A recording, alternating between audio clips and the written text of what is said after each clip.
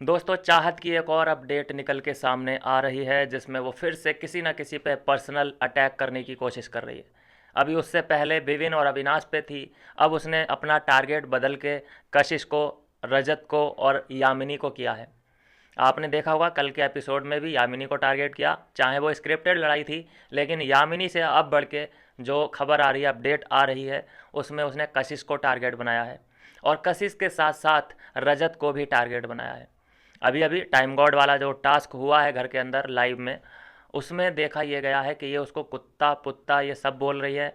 उसकी personal life के बारे में गुंडा फुंडा ये सब उसको बोल रही है। चाहत पांडे बोल रही है रजत दलाल को। आप समझ रहे हैं ये बात को कि क्योंकि ये जो पर्सनल इसका इंटरव्यू था वो चाहत पांडे को सुनवाया गया था, आपको याद होगा। तो उसी में सब धाराएं रिवील हो गई थी, सब जो केस थे वो रिवील हो गए थे, जिसकी वजह से इसको पता है कि इस पर क्या क्या चार्जेस लगे हुए हैं और उसी का वो फ़ायदा उठा रही है। और कहीं ना कहीं जो बिग बॉस ने सोची थी ये बात कि हाँ, इसका इंटरव्यू मुझे इसको सुनाना चाहिए, इसका इंटरव्यू मुझे इसको सुनाना चाहिए, वो जो उनकी रणनीति थी वो सफल होती हुई नज़र आ रही है। अब ये देखिए कि जब पर्सनल खुलासे होते हैं, जब इनकी पर्सनल जानकारी कंटेस्टेंट के पास होती है, तो वो ऐसे ही लड़ाइयों में काम आती है। लेकिन जो खबर आ रही है, अपडेट आ रही है दोस्तों, चाहत पांडे बहुत पर्सनल हो चुकी है। और ऐसा नहीं है कि उसने सिर्फ गालियाँ दी हैं, कशिश से वो गालियाँ सुनेगी भी। कशिश उसको गालियाँ देगी 100%। तो 2 दिन के अंदर ही जो नज़र आ रहा है कि यामिनी से लड़ाई, कशिश से भी लड़ाई और उसके बाद रजत दलाल से भी लड़ाई, लेकिन रजत दलाल बहुत ज़्यादा एग्रेसिव नज़र आ रहा है। और जो उसने कहा है ज़रा खुद सुनिए दोस्तों, इससे आपको अंदाज़ा लगेगा कि वो कितना पर्सनल अटैक उसने किया है। देखिए, चाहे कोई भी हो, हम लगभग सभी के पर्सनल अटैक के खिलाफ़ हैं। चाहे वो लड़का हो चाहे लड़की हो, अगर उसने पर्सनल अटैक किया है किसी पे भी तो वो गलत है, चाहे उसने रजत दलाल पे ही क्यों ना किया हो। पर्सनल अटैक भैया, पर्सनल अटैक होता है। पांडे ने पर्सनल करा है ना मेरे साथ। पर्सनल मैं दिखाता हूँ। बहुत पर्सनल किया है अभी मैं यार। क्या कहता हूँ, पर्सनल मैं दिखाऊंगा क्या होता है। पर्सनल मतलब पर्सनल दिखाऊंगा, पर्सनल क्या होता है। मैं उसके उसको उसकी साथ औकात ना दिखा दी ना इस घर में कि उसकी हैसियत क्या है। मैंने कुछ नहीं बोला था उसको, 2 दिन से कुछ नहीं बोल रहा। ये बात तो हम भी देख रहे थे दोस्तों, ये बात तो हम भी देख रहे थे। रजत दलाल का एक प्लान है चाहत पांडे के खिलाफ कि अगर वो स्टार्ट होती है तो रजत दलाल अपने आप को बंद कर लेता है, बिल्कुल ऑफ, कि जैसे है ही नहीं उधर। वो इसको इग्नोर कर रहा था और कहीं ना कहीं उसको यही बात चुभ रही थी कि ये जो इग्नोर कर रहा है, किसी भी बात का रिप्लाई नहीं दे रहा है, तो क्या हो रहा था, उसका कंटेंट नहीं बन रहा था। और ये भड़ास उसने निकाली है उस टाइम गॉड वाले टास्क में, जब इसको सुनने में ये आ रहा है कि कुत्ता पुत्ता डॉगी फोगी बोला है, गुंडा भी बोला है और भी ना जाने क्या क्या बोला होगा जो अभी साफ नहीं है।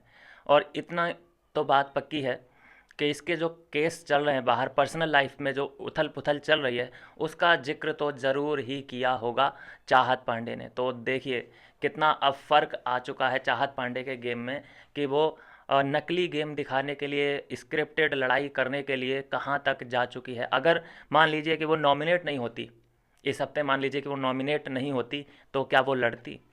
जिस हफ्ते मैंने देखा ये नॉमिनेट नहीं होती है तो लोगों के लिए पराठे बना रही होती है, लोगों के लिए खाना और चाय पूछ रही होती है कि आपने चाय पी, खाना खाया।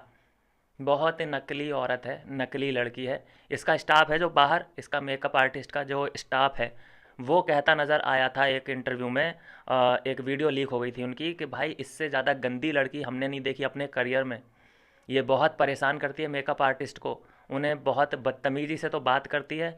इनसे इतना इससे इतना डरते हैं वहाँ के जो मेकअप दादा हैं जितने भी, कि अगर ये वैनिटी वैन में है तो सब काम छोड़ के भाग जाते हैं कि भाई इसका काम हमें नहीं करना है। तो किसी नए आदमी को बुलाया जाता है जो इसको जानता ना हो, तो वो धोखे धड़क्के में इसका मेकअप कर देता है। लेकिन जो इसको जानता है वो इससे बहुत दूर रहता है। ये बहुत खतरनाक पर्सनैलिटी है, लेकिन फिर भी मैं देख रहा हूँ कि भैया चाहत पांडे सो क्यूट, चाहत पांडे ऑन फायर, चाहत पांडे बीस्ट मोड ऑन। ये क्या है यार? भाई रियल पर्सनैलिटी को थोड़ी सपोर्ट दिखाओ। ये नकली लड़ाई क्या, अगर इस हफ्ते वो नॉमिनेट नहीं होती तो ये क्यूट प्यूट ये जो लिख रहे होते। ये सब क्या है? नकली पर्सनैलिटी को कभी भी अप्रिशिएट नहीं करना चाहिए। और जो कशिश, मैं बोलता हूँ कशिश ने अगर इसको गालियाँ दी हैं तो बहुत बढ़िया किया है।